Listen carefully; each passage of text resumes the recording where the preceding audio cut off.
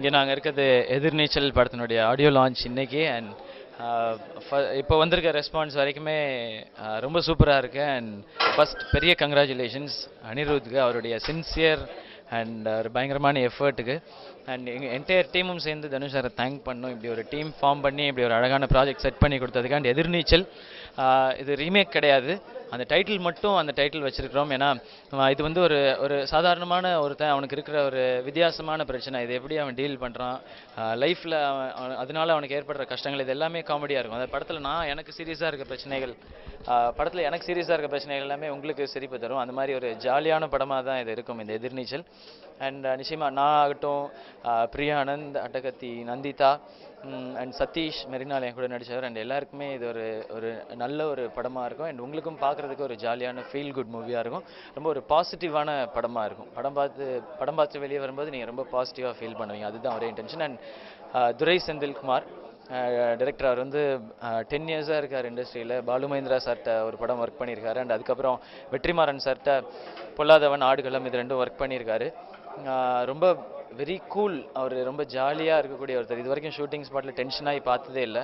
அவருக்கு தேவைன்றதை ரொம்ப அழகாக சாஃப்டாக பேசி சிரிச்சுட்டே பேசி வாங்கிடுவார் எல்லார்ட்டையுமே அந்த ஒர்க் வாங்குறது. அண்ட் தனுஷ் சார் இப்படி ஒரு ஒரு சூப்பரான ஒரு டேலண்ட் இன்ட்ரடியூஸ் பண்ணுறார் அவருடைய பேனரில் அப்படின்றது ஒரு எங்கள் எல்லாருக்குமே ரொம்ப ஹாப்பி. ஏன்னா ஒவ்வொருத்தருக்குமே முதல் பட வாய்ப்புங்கிறது ரொம்ப ஒரு சூப்பரான விஷயம்.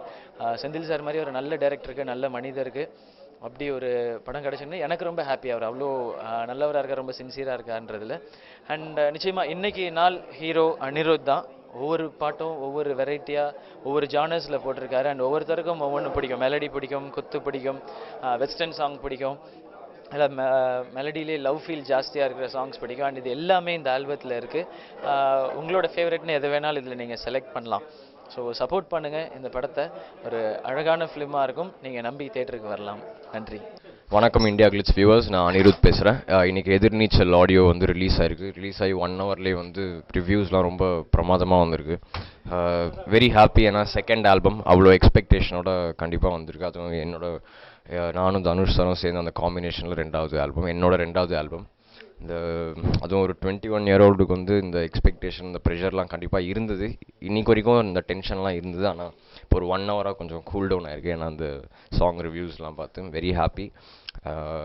பேசிக்காக வந்து இந்த ஆல்பம் பற்றி ஏற்கனவே உங்கள் வெப்சைட்டில் வந்து பேசியிருக்கோம், அந்த 6 பாட்டு பற்றியும்.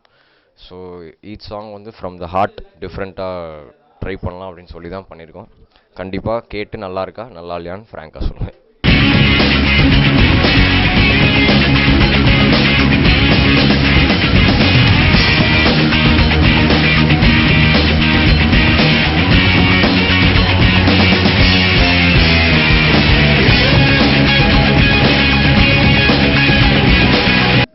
எல்லாருக்கும் வணக்கம். நான் வேணால் ஓரமாக உட்காந்துக்கிறேன், அதில் எனக்கு எந்த அப்ஜெக்ஷனும் இல்லை. நான் சொன்னேன் நான் அப்படி தான் பண்ணணுன்னே. இவரும் தான் அடம் பிடிச்சி நாங்கள் அப்படிலாம் போவோம், எங்களுக்கு வேணாம், நீங்கள் சிம்பிளாக பண்ணுங்கள், பேப்பர் ஆட் மட்டும் கொடுங்கன்னு அப்படின்னு இவங்க தான் அடம் பிடிச்சாங்க. ஏன்னு எனக்கு இது வரைக்கும் தெரில.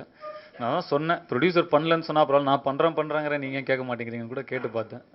இவர் தான் மெயினாக இல்லை சார் வேணாம், வெறும் பேப்பர் ஆட் மட்டும் போதும் அப்படின்னு சொல்லிட்டார்.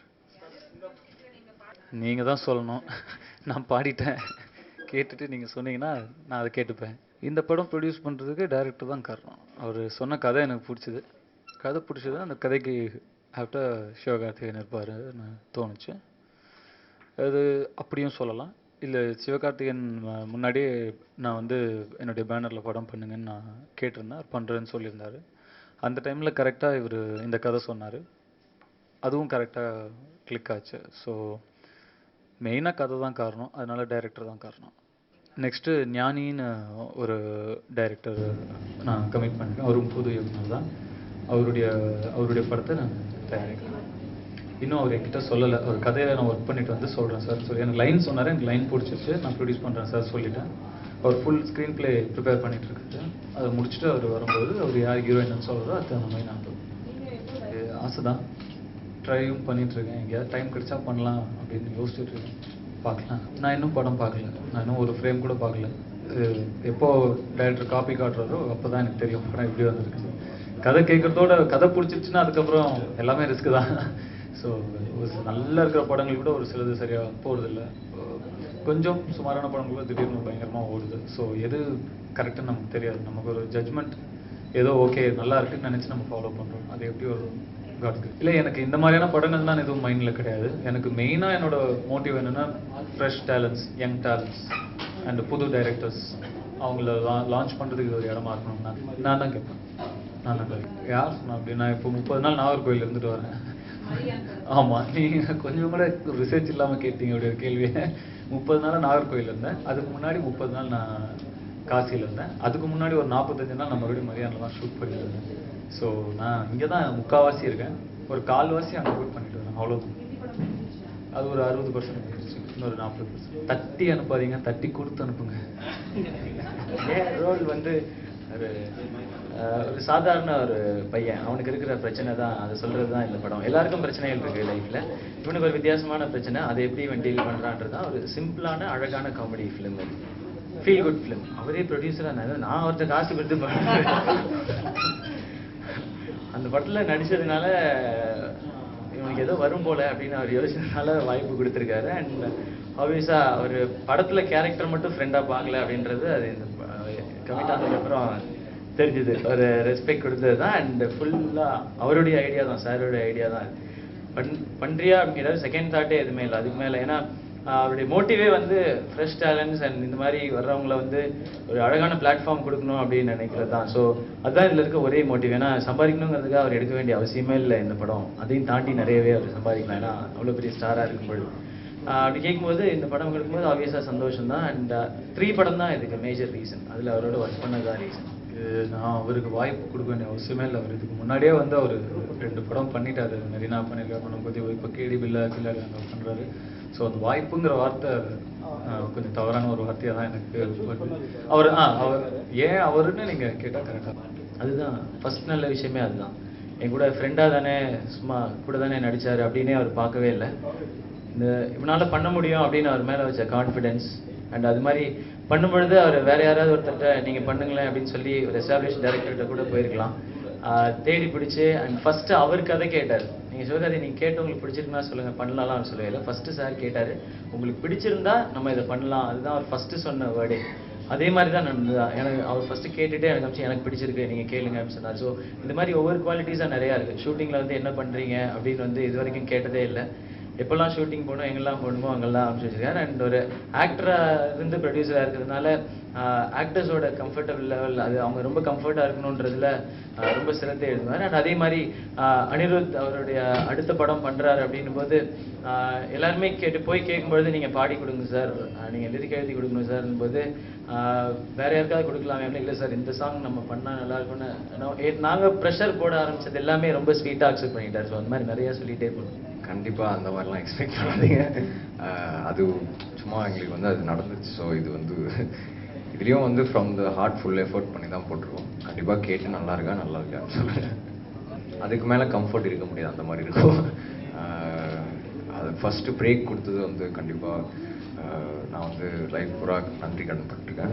கண்டிப்பாக இப்போ அடுத்த படமும் வந்து இந்த படத்தை சேர்ந்து பாடி கொடுத்ததுக்கும் ரொம்ப நன்றி. ஏன்னா ஃபஸ்ட்டு அவர் வந்து எதுக்கு திரும்பி அப்படிலாம் கேட்டதான் நாங்கள் ப்ரெஷர் போட்டு, டேரக்டர் நான் ஹீரோனா ப்ரெஷர் போட்டு அப்புறம் வந்து ரொம்ப ஸ்வீட்டாக வந்து பாடி கொடுத்தார். ஸோ ரொம்ப நன்றி. 2 பாட்டு எழுதியிருக்காரு, எல்லாமே அவர் வந்து ஆன் த ஸ்பாட் தான் எழுதுவார்.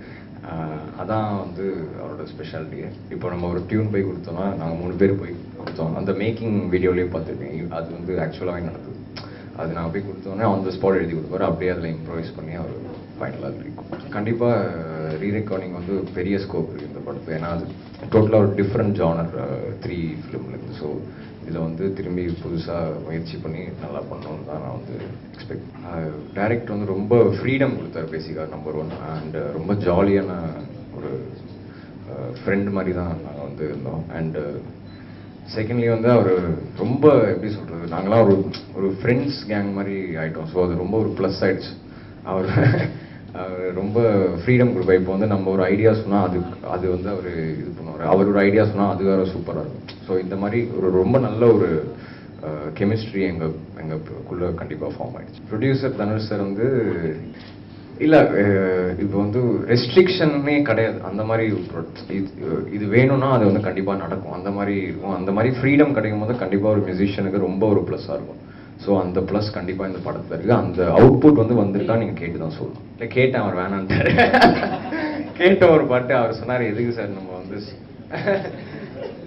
கேட்டேன், கண்டிப்பாக கேட்ட ஒரு பாட்டு வந்து நாங்கள் கேட்டோம். ஆனால் அவர் வந்து எதுக்கு சார் கேட்க முடியாது. அதனால அது வந்து it didn't happen. Okay, thank you. ஒரு சிம்பிள் ஒரு காமெடி ஃபிலிம் தான். ஒரு சிவகார்த்திகேயன் சொன்ன மாதிரி கொஞ்சம் ஒரு ஒரு சின்ன விஷயம் இருக்கும். அதை சுற்றி தான் மொத்த கதை ஸ்க்ரீன் பிளே வரும். இல்லை அப்படிலாம்